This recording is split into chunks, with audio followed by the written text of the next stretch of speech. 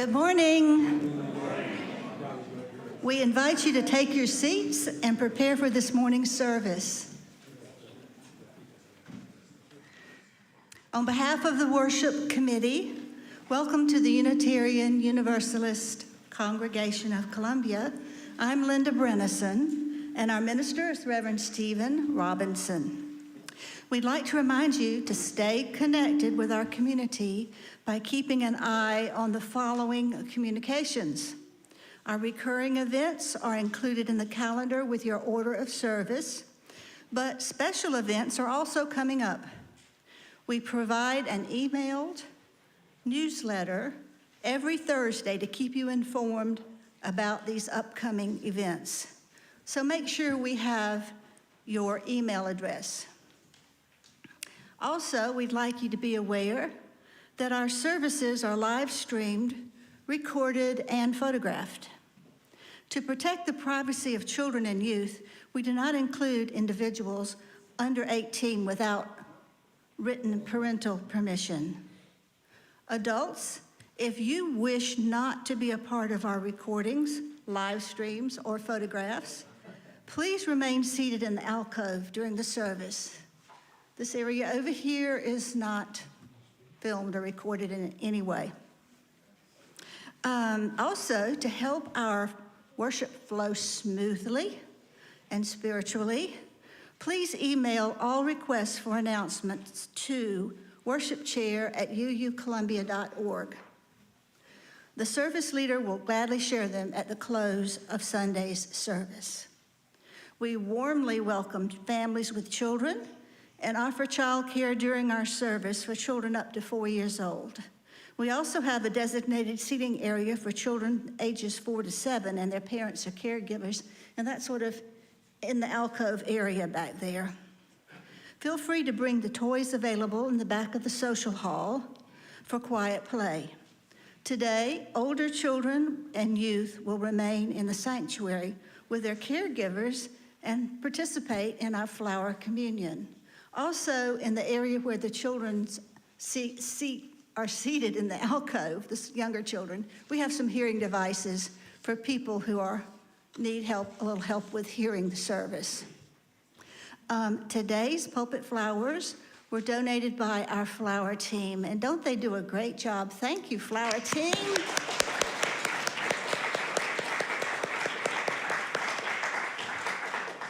Please silence all devices as we center ourselves on today's service and listen to the prelude. This morning's prelude is The Parts of a Plant Song, Roots, Stem, Leaves, Flower. I invite all of our UUCC kids forward to help in singing this special flower communion song.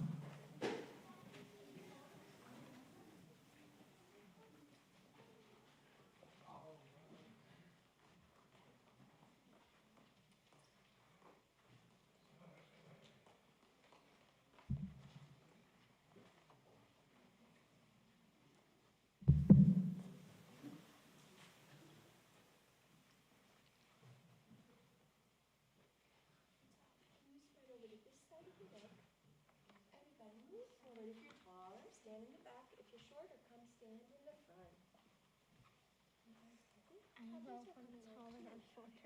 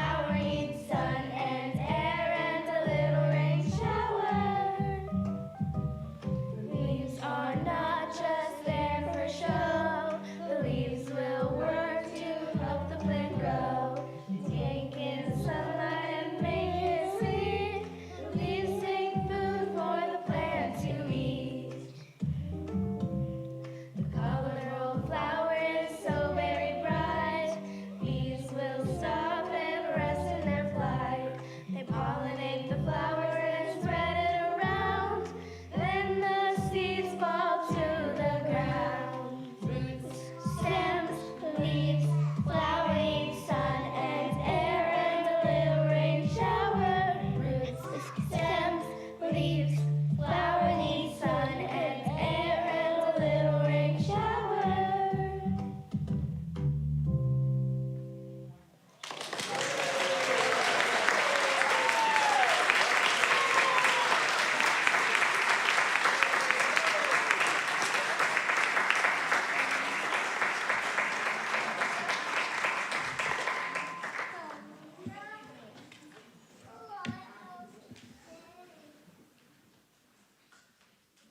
Thank you. We really love that a lot.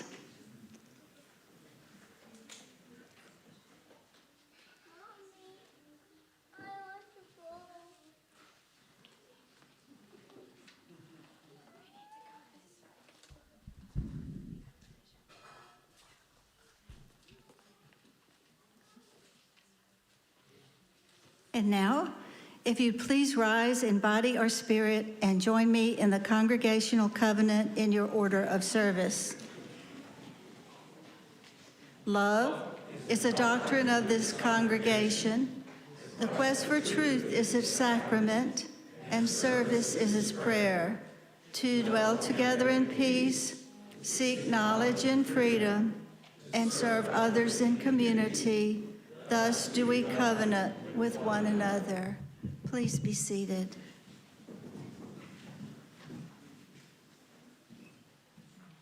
Unitarian Universalism is a diverse and non-creedal religion. Our community is founded on deeds, not creeds. We are a covenantal religion, meaning we don't have to believe the same to treat each other the same, with respect, equity, compassion, and dignity. We place love at the center of our values, embracing and welcoming all people. We're delighted to welcome all our guests and visitors, and today I need some help with carrying the microphone to our visitors. Ryan will be happy to come forward. Thank you, Ryan. Ryan Kern. If you are willing and able, please stand and wait for the microphone to reach you, and then share your name and where you're from. If you've brought guests, we invite you to introduce them as well. Oh, hi. This is my daughter, Lindsay. I want to say hi, and there's another little guy somewhere.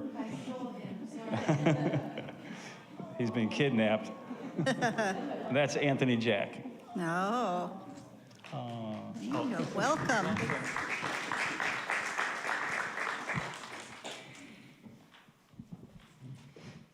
I know you, but you may not know some of my guests today. I know you guys probably remember my daughter, Danielle, and this is my granddaughter, Meredith, and her husband, Kyle. Welcome. Welcome. Okay.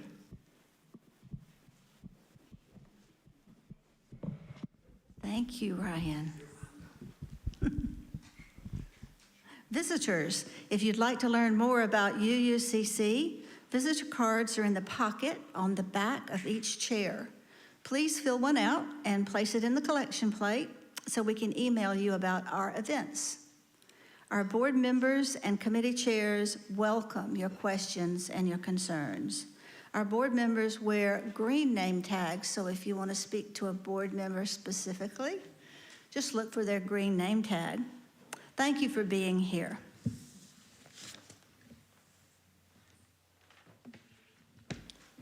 Our chalice lighter today is Deb Matherly, for the sole reason that she has long arms. Actually, she is here representing the, good luck with that. All right. She is representing the Social Action Committee as co-chair and kicking off the Guest at Your Table celebration that you can read about as an insert in your order of service today. And for our chalice reading today, our chalice lighting, we're going to read Who We Are Called to Be by Pat Uribe-Leidy. Our chalice is a reminder that in hard times, our ancestors in faith acted with courage to bring hope and safety, to bring life itself to threatened people. We light it today as a reminder of who we are called to be in a world still dangerous and despairing. With courage and faith, we bring ourselves to the work before us. Spirit of light, come unto us. I'm pleased to welcome David Roof on tuba and Kevin McKinney on trumpet to join in our congregational music today. I invite you to join in singing our opening hymn, number 63, Spring Has Now Unwrapped the Flowers. Please rise in body or spirit to join in singing.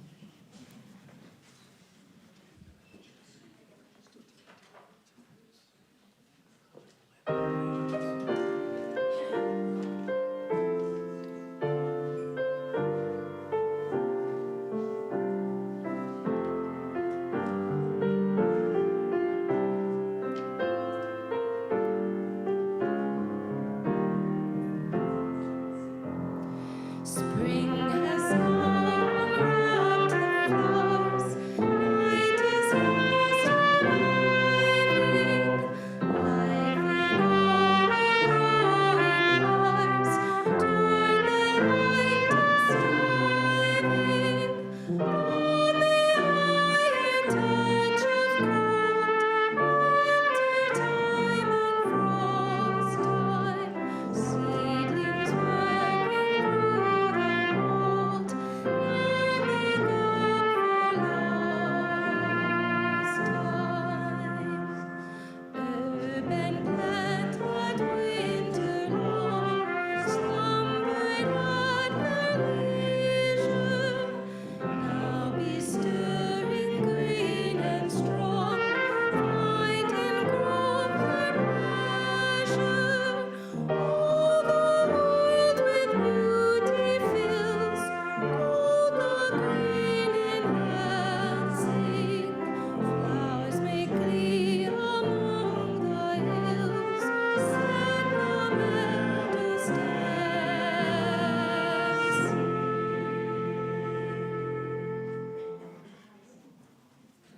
You may be seated. Thank you, David, and Anna, and Kevin. Beautiful. Invite our children to come down front once again and join me for the story for all ages.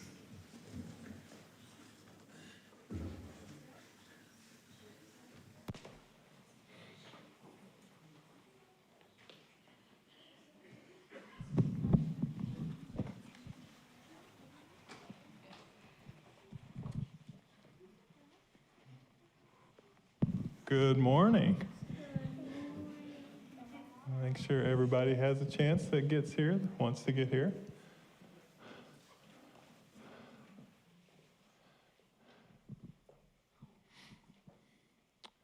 Any of our young at heart want to get down on the floor with me here this morning? JP, was that a yes? You want to? All right. I'm going to share a book today that's called When Will My Flower Bloom? All right. And it's written by Abby Sparklewood. And it's a story about Lena, and it says, Lena stood at the edge of her yard watching Mrs. Alvarez's garden sway in the breeze. Pink tulips reached tall and proud. Golden daffodils nodded in the sunshine.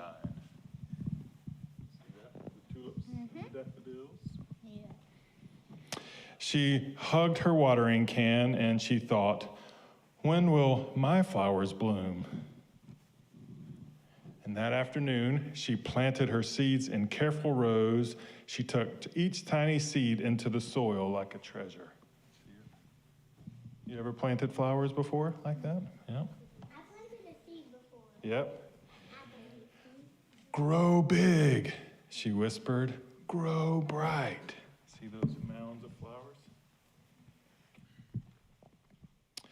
The next morning, Lena ran outside barefoot. She was so excited. Do you think the flowers were already growing? No, probably not. Like at least a little while, right? She knelt down and she leaned close. She waited. The brown dirt. There was nothing else.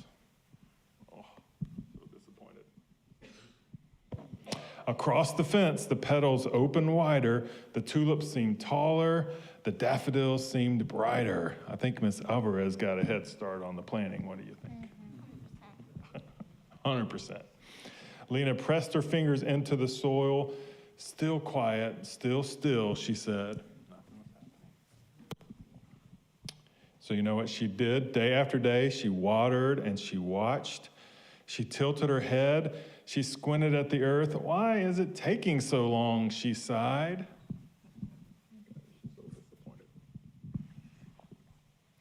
One afternoon, Lena brushed the top of the soil, and you know what she said? Are you broken? The garden didn't answer. Is the garden broken? Well, technically it is, right? The soil is broken. Across the fence, the petals fluttered and danced. And then her grandmother said, gardens grow in their own time. Before flowers show themselves to the sun, they grow strong underneath. Very important, right?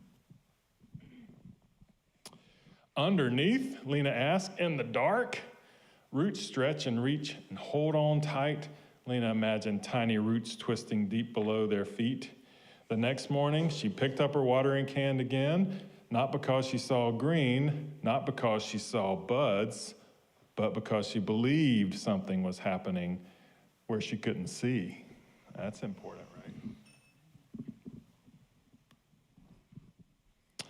Days passed and the tulips across the fence started to fade, the daffodils, and then Lena bent low one quiet morning and gasped. A small green curve pushed through the soil. Anybody see that?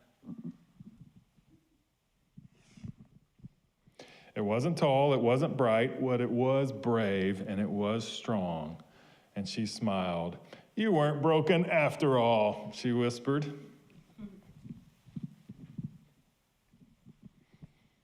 Weeks later, the petals opened wide toward the sky, and she stood beside her blooming garden, sunlight warming her cheeks. Look at all of her beautiful flowers. When will my flowers bloom, she thought. They bloom in their own time, and so do I. You know what? You see these flowers behind me up here? Anybody got an idea why they're on the table this morning? Just yell it out if you know. It's flower communion. That's exactly right. Something that we celebrate on this Sunday every year. A chance for us to look at these beautiful flowers. People bring flowers, and then you're supposed to take a different flower home with you today to remind you of how beautiful all of these flowers are and how strong they are as well. You have to be strong to be able to grow like that, the way these flowers are beautiful. And Lena's story reminds me that you are exactly the same. You are strong. Did you know you are strong? No. You didn't know that? Did you know you're powerful? Yes. Yeah? Oh, that's right. Powerful? You're powerful? Did you know that you are beautiful? Yeah, you are beautiful as well. All those things are true. And sometimes we need to be reminded of that even when we don't feel that way. Even when we don't feel powerful or strong or beautiful, we have to be reminded, and that's what these flowers here remind us today, that you are strong, you are powerful, you are beautiful. Thank you so much for coming down, and we look forward to a little bit later in the service, you get to come and pick out one of these flowers to take home. Thank you for being here this morning. Wow.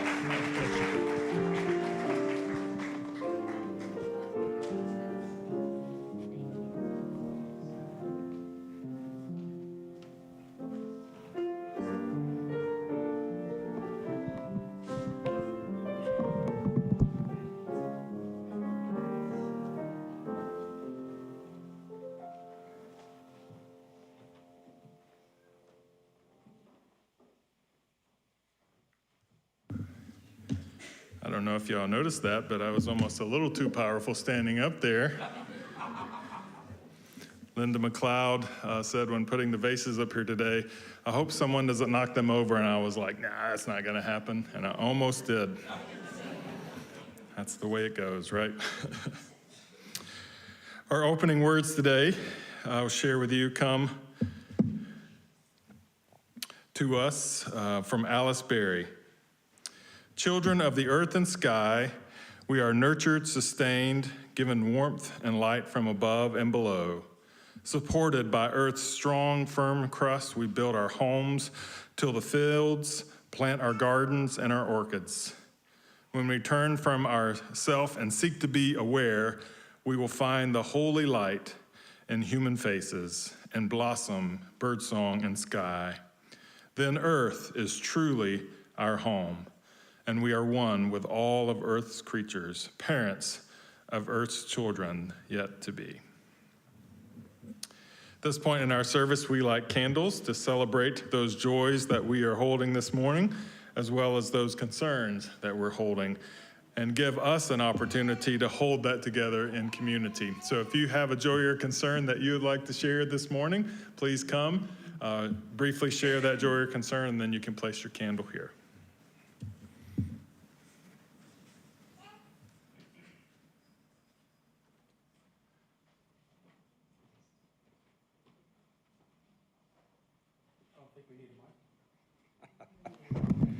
I'd like to light a candle on behalf of Kevin McKinney's challenge Yes, to the two birthday boys. we are the birthday We are the twins. birthday boys. Guess who's older? By show of applause, if you think JP is older. Oh, no one. They were already applauding, that's not. Anyway, we're taking Kevin's challenge to heart, Yeah. and I wrote a check for $70. And I made an online donation for $38. All right. 52, actually. Oh,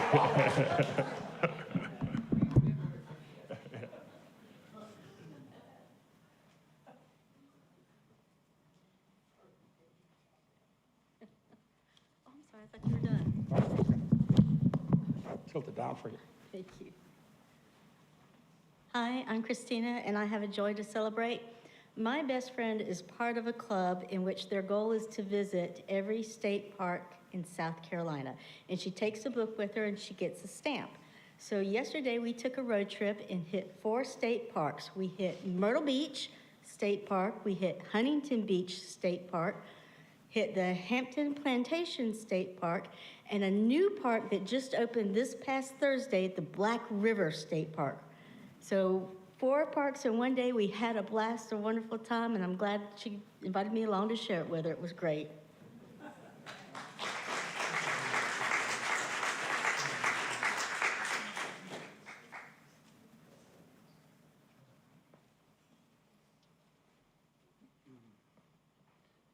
Hello, I'm Ryan Kern. I'm kidding. It's easier to do this if I make you laugh first. This is a community that is safe to be vulnerable in, so I will start by telling you I'm quite anxious to share because this candle represents a withheld concern wrapped in a joy. Many of you know that a year ago I experienced a great deal of distress with my family. And walking in today, I was acutely aware of what a splendid place this is to be held, cared for, loved. It is a good, safe place to grow and heal. We have magnificent leaders who are kind and who are understanding. And then we have a bunch of faces. We have good mountain folk that will take you up to the mountain for you to heal as well. So I hope, though it's wrapped in a concern, that you'll magnify the strength of this candle with your applause as I light it, and in celebration of you all too.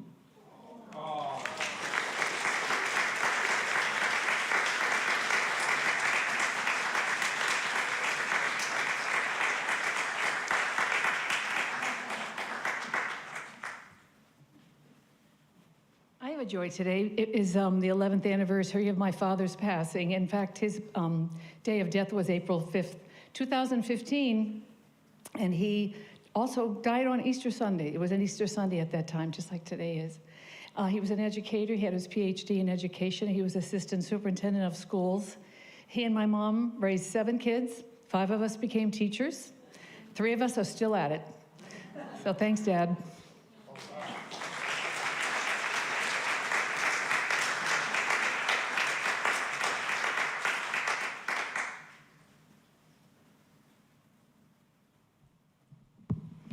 Good morning, I'm Pat Moore, and I'm lighting a candle of concern, and I hope you will join me.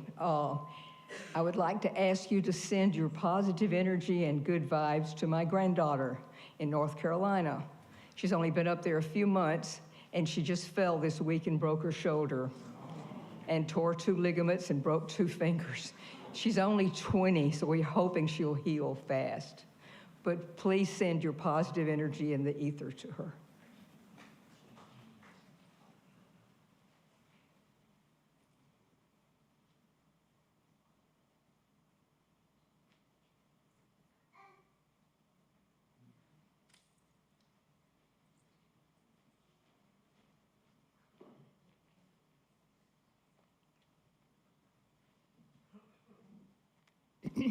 I would like to cordially invite you to have a Jenny Verne carrot cake, birthday cake, in honor of JP's birthday.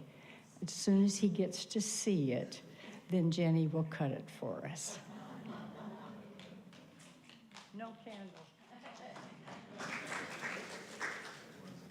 My Facebook memories reminded me today that it's been 11 years since my family visited our first congregation, our first UU congregation in Ellisville, Mississippi, our home Universalist Unitarian Church. And it was also Easter Sunday and also Flower Communion 11 years ago. So that is a joy today. But we began our UU journey in this church before my children were born. My husband and I visited here several times. So glad to be back.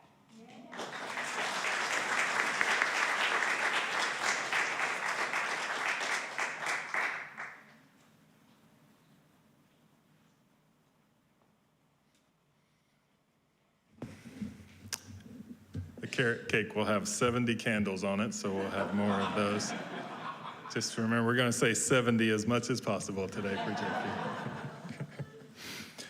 Our last candle that we light today represents our joys and concerns that we're holding quietly to ourselves.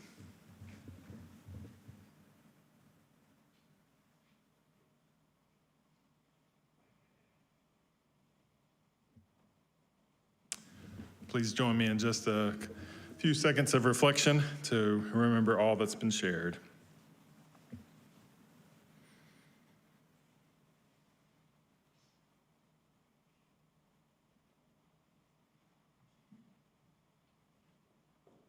Thank you.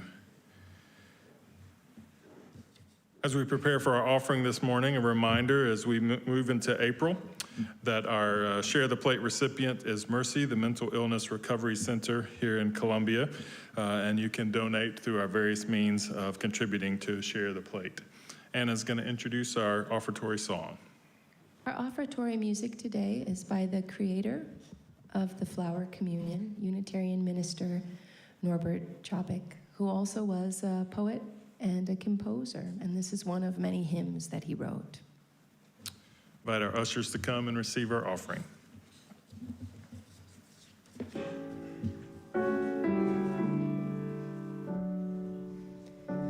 Allure and fragrance, magical rhythm, sweet changing music will change us with them. Life within life, inner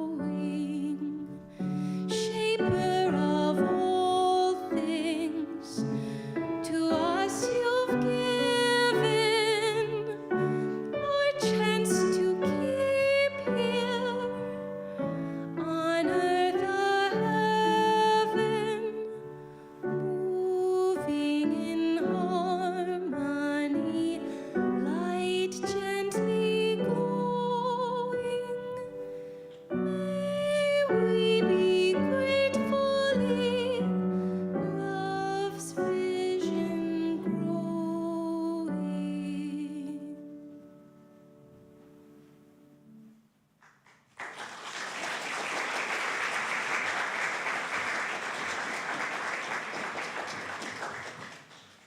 We receive our offering today, symbol of our commitment to our good work here at the UUCC.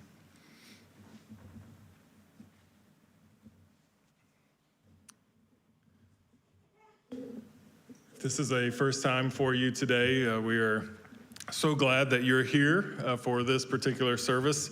This is one of my favorite services throughout the year, and I know I say that a lot.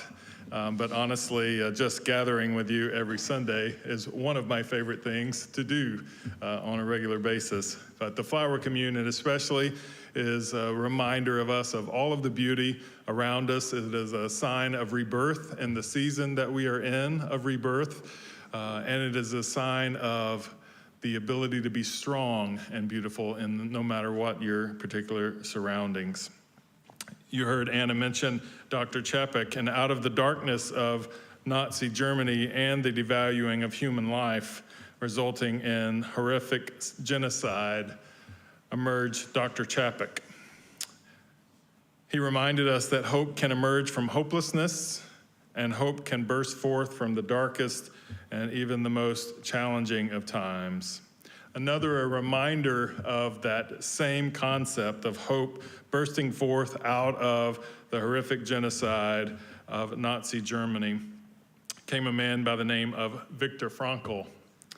Frankl writes about the experience in those labor camps and digging, endless digging, he said, we did in his book, Man's Search for Himself. Digging in labor camps, digging, we're on our way to labor camps, stomping through the mud. And he says in his book, I never knew what we were digging for. We were just digging and breaking rocks constantly. And he believed that it was an attempt not to unearth something from the ground, but to dehumanize the people who were doing the labor. And even in the most dehumanizing of conditions, Frankl believed that life does not lose its meaning. Only the ways that we encounter that meaning and change it. In those labor camps where dignity was systematically attempted to be stripped away, even the act of digging for Frankl, the repetitive, the exhausting, seemingly pointless work became this quiet rite of a spiritual experience for Frankl.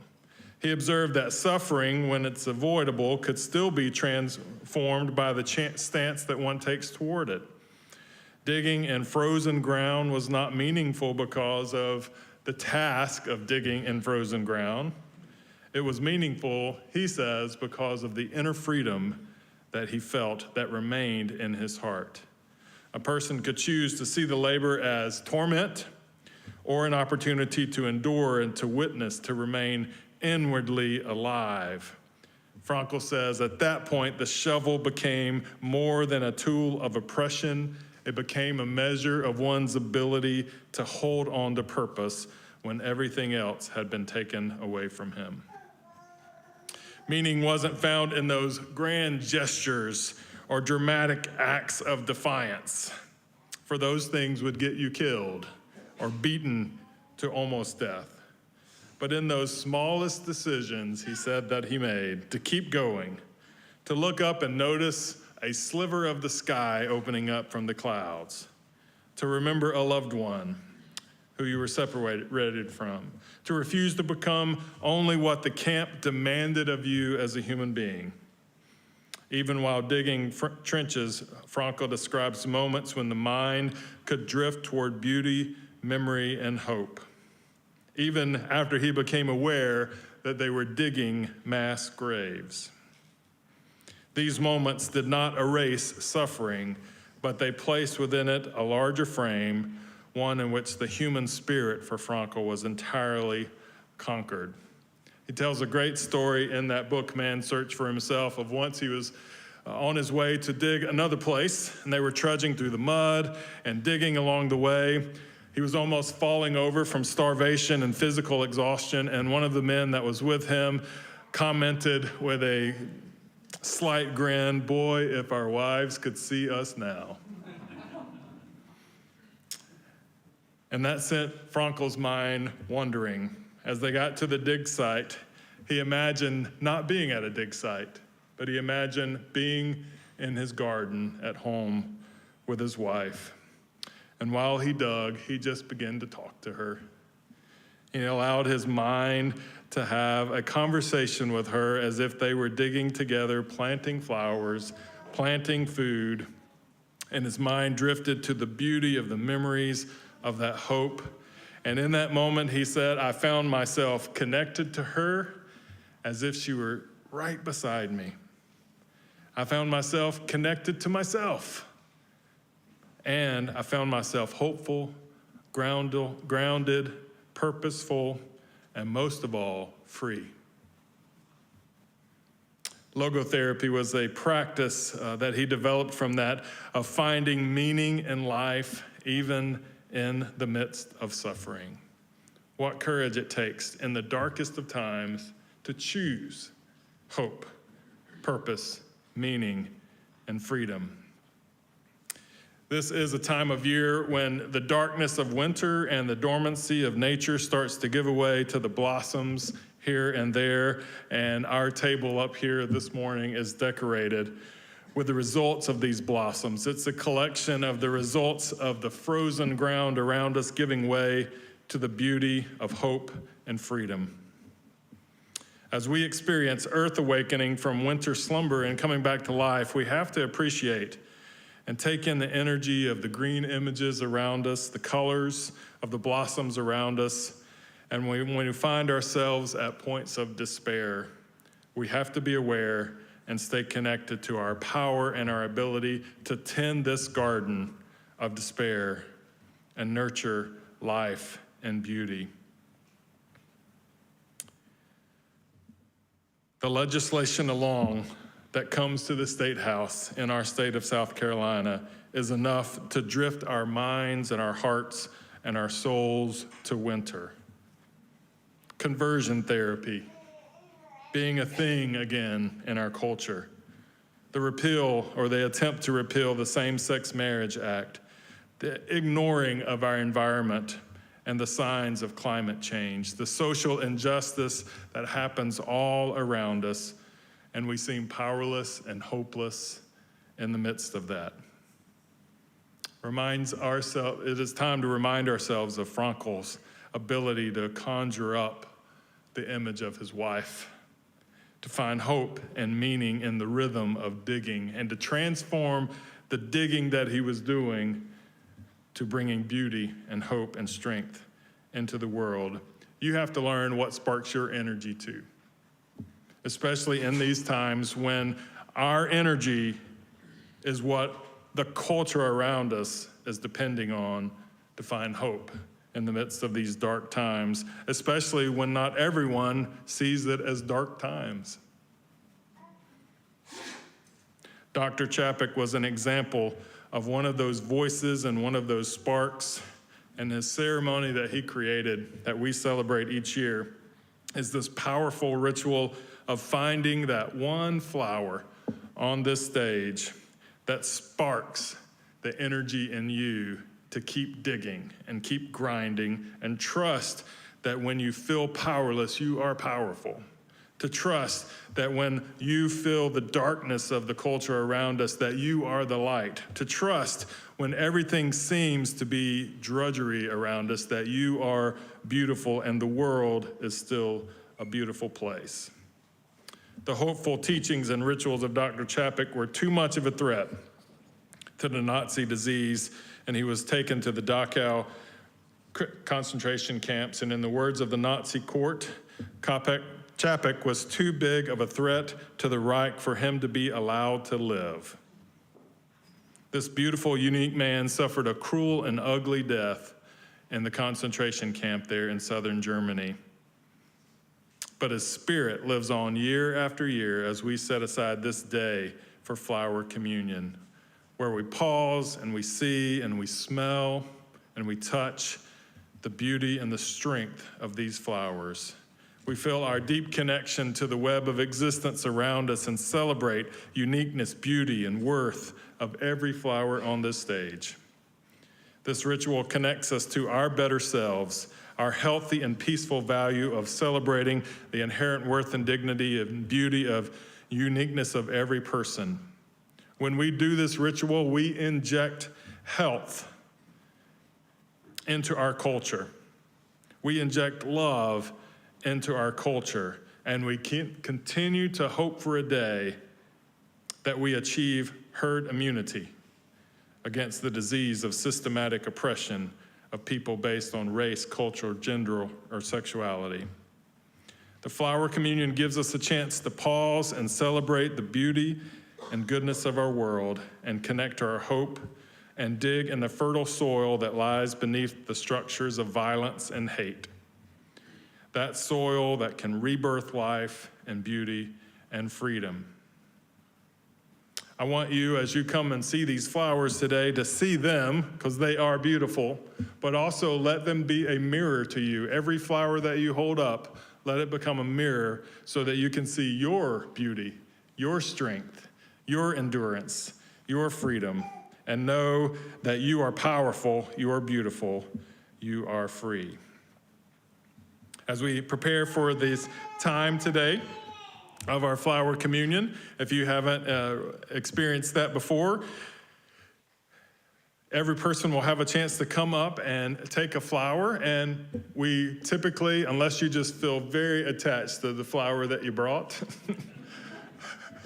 we invite you to take a different flower home than the one that you brought today to celebrate that beauty and uniqueness. If you are visiting with us or you forgot your flower today to bring, we have plenty. We have lots of people that bring extras, so we want to make sure that everyone leaves with a flower today. And take one that particularly appeals to you. As you take your flower, note its particular beauty, its shape. Remember to handle it carefully. It's a gift that someone else in this building brought just for you. It represents that person's unique humanity and therefore deserves your kindest touch. So I invite us in just a few moments to share in this beautiful ritual of oneness and love. To consecrate our flowers, I will share a consecration that Dr. Chapek would read as he would consecrate the flowers of flower communion. Infinite Spirit of life, we ask your blessing on these, the messengers of fellowship and love. May they remind us amidst diversities of knowledge and gifts to be one in desire and affection and devotion to your holy will. May they also remind us of the value of friendship, of doing and sharing alike. May we cherish friendship as one of your most precious gifts. May we not let awareness of another's talents discourage us or sully our relationship, but may we realize that whatever we can do, great or small, to the efforts of all of us are needed to do your work in this world. This time I invite you at your own pace to come and take a flower in our flower communion.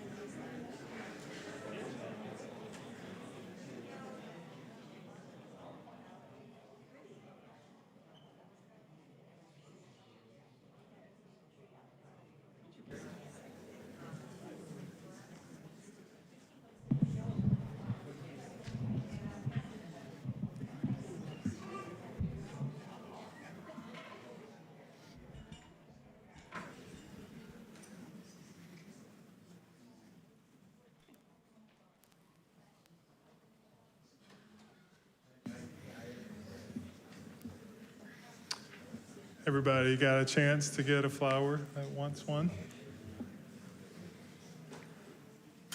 Remember to hold it up, see its beauty, see its strength, and let it reflect that beauty and strength back to you as well. I'll lead us in a communion prayer. This was Dr. Chapek's flower communion prayer. In the name of Providence, which implants in the seed the future of the tree, and in the hearts of all of us, the longing for human love. In the name of the highest in whom we move, who makes mother, father, brother, and sister what they are.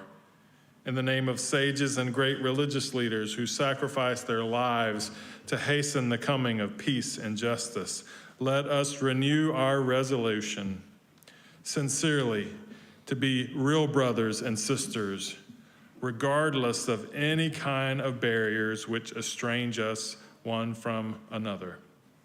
In this holy resolution, may we be strengthened, knowing that we are all family, one spirit, the spirit of love unites us. And may we endeavor for a more perfect and a more joyful life. Amen.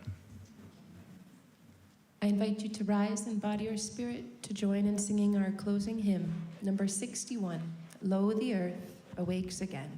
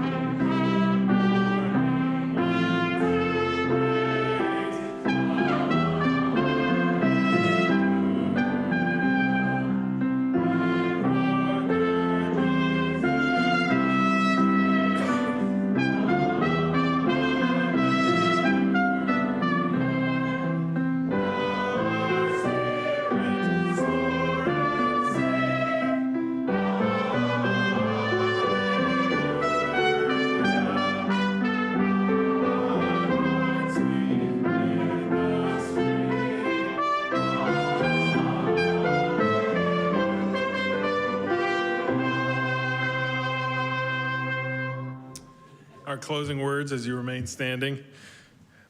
Just before he was put to death in the concentration camp in Dachau, Dr. Chapek wrote this prayer, reflecting on his own life and the state of his spirit.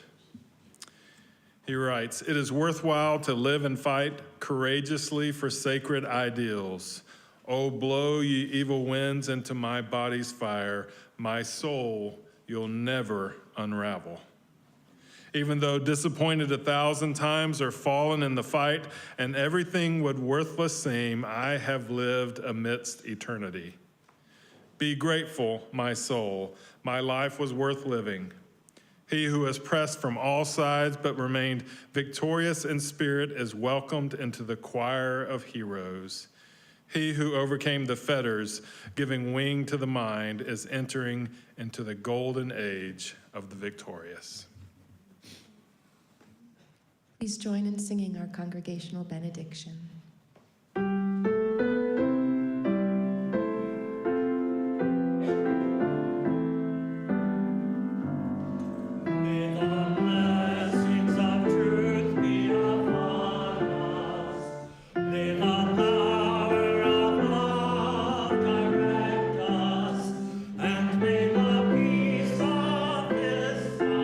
Unity